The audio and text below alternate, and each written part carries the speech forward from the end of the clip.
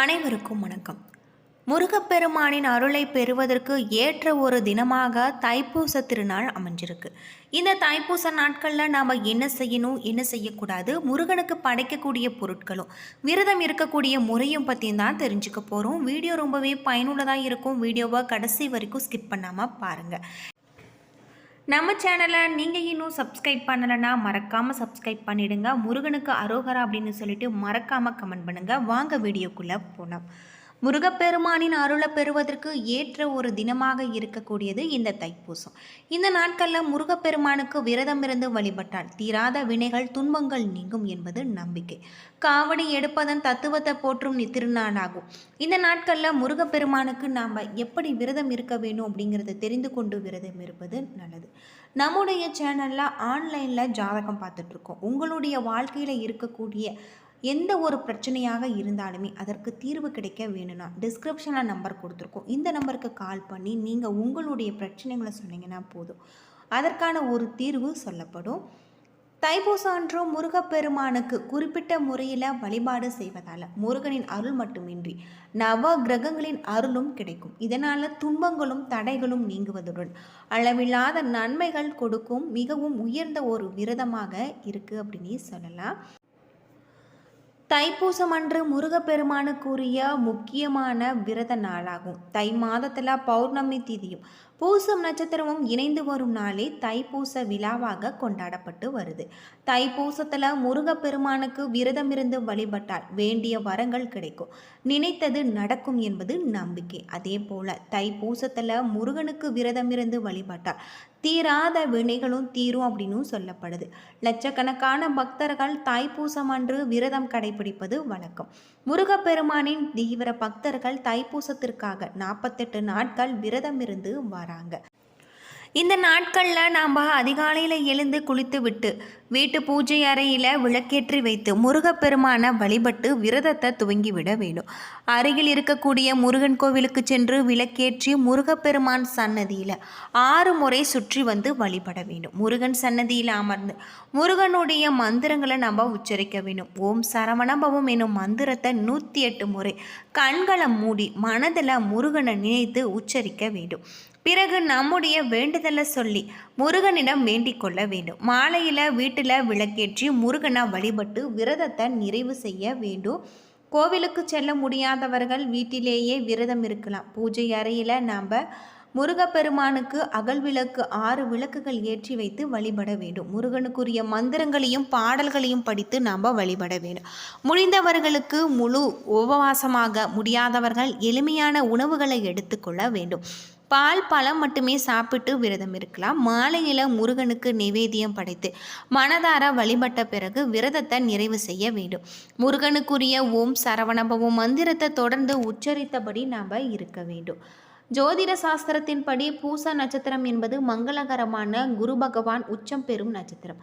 அதே போல பௌர்ணமி நட்சத்திரத்திற்குரிய ஒரு நாளாக இருக்கு. இந்த ஆண்டு தைப்பூசம் நாம் கொண்டாடப்படுவதன் மூலம் நம்முடைய வாழ்க்கையில் இருக்கக்கூடிய அனைத்து விதமான பாவங்களும் தீரும். தைப்பூசம் அன்று முருகப்பெருமானின் அருளுடன் குரு, சந்திரன், செவ்வாய் ஆகியோரின் அருளும் கிடைக்க சில குறிப்பிட்ட பொருட்களை முருகப்பெருமானுக்கு நைவேத்தியமாக படைத்து வழிபடுவது நீங்கள் கனவிலும் நினைத்து பார்க்க முடியாத அளவிற்கு நன்மைகளை அளித்தரும். தைப்பூசம் அன்று பச்சரிசியில் மஞ்சள் கலந்து வைத்து அதன் மீது 6 அகல் விளக்குகளை ஏற்றி வழிபட வேண்டும். 6 அகல் விளக்குகளுக்கு முன்பு 6 தாமரை மலர்கள் வைத்து நாம் வழிபட வேண்டும். முருகப்பெருமானுக்கு சர்க்கரை பொங்கலுடன் கருப்பு கொண்டை கடலை சுண்டல் செய்து நைவேத்தியமாக படைக்க வேண்டும். அதே போல் முருகனுக்கு செவ்வலரி மாலை சூட்டுவது, செவ்வரை மலர்களால் அர்ச்சனை செய்து வழிபடுவது மிக மிக சிறப்பானதாக இருக்குது. இவ்வழிபாட்டில் நாம் வழிபடுவதால் முருகன், சந்திரன், குரு பகவான் ஆகியோரின் அருளை பெற முடியும். இதனால் செவ்வாய் தோஷம் நீங்குவதுடன் செவ்வாய் பகவானின் அருளால் வீடு, சொத்து வாங்கக்கூடிய யோகமும் ஏற்படும் அப்படின்னு சொல்லப்படுது. இந்த சக்தி வாய்ந்த இந்த தைப்பூச நாட்களில் முருகப்பெருமானை நினைத்து வழிபடுவது ரொம்பவும் நல்லது. தைப்பூசம் என்று சொன்னதுமே நம்முடைய நினைவுக்கு வரக்கூடியவர் முருகப்பெருமான். அதிலும் குறிப்பாக பழனியில் இருக்கக்கூடிய முருகப்பெருமான் ஆலயத்திற்கு மிக சிறப்பான வழிபாடுகளும் நடைபெறும். உலகிலேயே இருக்கக்கூடிய அனைத்து தமிழர்களுமே தமிழ் கடவுளான முருகனை கண்டிப்பான முறையில் நாம் தைப்பூச நாட்களில் வழிபடுவாங்க.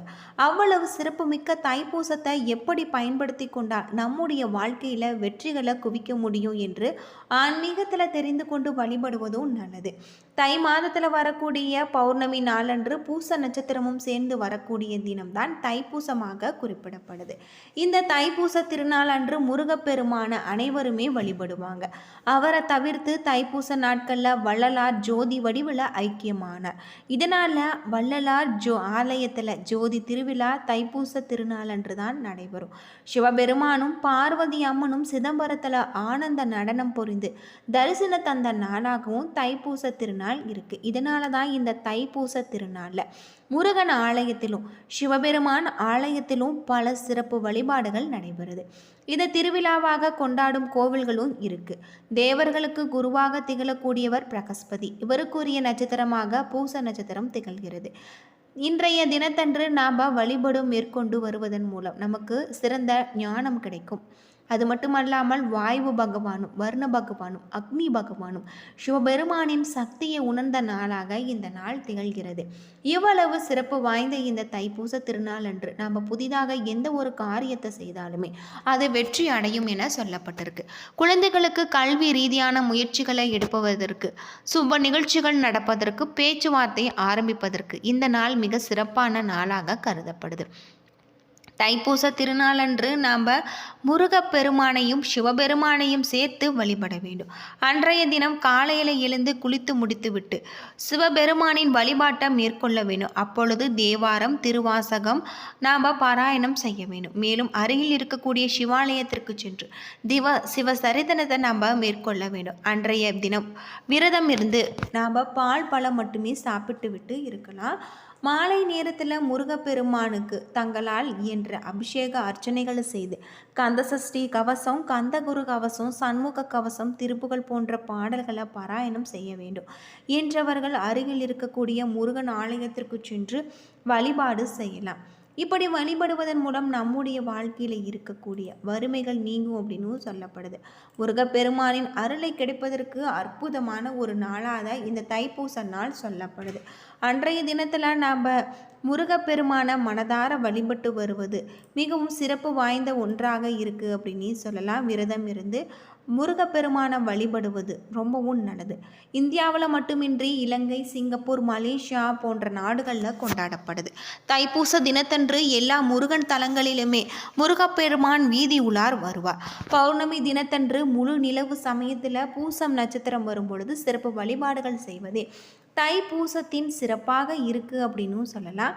விசேஷ நாளாக இந்த தைப்பூச நாள் சொல்லப்படுது. சிதம்பரத்தில் நடராஜர் உமாதேவியுடன் ஆனந்த நடனம் ஆடி பக்தர்களுக்கு தைப்பூச தினத்தன்று தான் தரிசனம் கொடுத்திருக்காரு. தேவர்களின் குருவான பிரகஸ்பதியின் நட்சத்திரம் பூசம். எனவே தைப்பூசத்தன்று குரு வழிபாடு செய்வது மிகுந்த பலன்களை பெற்றுத்தரும். தைப்பூசத்தன்று பழனிக்கு காவடி எடுத்து வருவோம் பக்தர்கள் வழிநடுக முருகனை நினைத்து பாடியபடி வருவது வழக்கத்தில் வச்சுருக்காங்க. அந்த பாடல்கள் காவடி சிந்து எனவும் அழைக்கப்படுது. தைப்பூசத்தை முன்னிட்டு கரூர் மாவட்டம் கொடுமுடியில் இருந்து காவிரி தீர்த்தம் எடுத்து நாம் வழிபட்டு வருவது இன்னும் சிறப்புக்குரிய ஒன்றாக இருக்குது. இதுபோல் இந்த தைப்பூச நாட்களில் விரதம் இருந்து முருகப்பெருமான மனதார வழிபட்டு வருவதன் மூலம் நம்முடைய வாழ்க்கையில் இருக்கக்கூடிய அனைத்து விதமான பாவங்களும் தீரும் அப்படின்னு சொல்லப்படுது. கட்டாயம் முருகப்பெருமானின் அருளை பெறுவதற்கு ஏற்ற ஒரு தினமாக தான் தைப்பூச திருநாள் இருக்குது. இந்த நாட்களில் நாம் முறையாக விரதம் இருந்து முருகப்பெருமான வழிபட்டு வருவது, காவடி எடுப்பது, பால் குடம் எடுப்பது, அலகு குத்துவது போன்றவை செய்வதன் மூலம் முருகப்பெருமானின் அருள் நமக்கு கட்டாயம் கிடைக்கும். என்ன நண்பர்களே, இந்த வீடியோ உங்களுக்கு பயனுள்ள ஒரு தகவலை தந்திருக்கும்னு நினைக்கிறேன். வீடியோ பிடிச்சிருந்தால் லைக் பண்ணுங்கள், ஷேர் பண்ணுங்கள், கமெண்ட் பண்ணுங்கள். இது போல் தகவலை தெரிஞ்சுக்க நம்ம சேனலை மறக்காமல் சப்ஸ்கிரைப் பண்ணிடுங்க. நன்றி நண்பர்களே.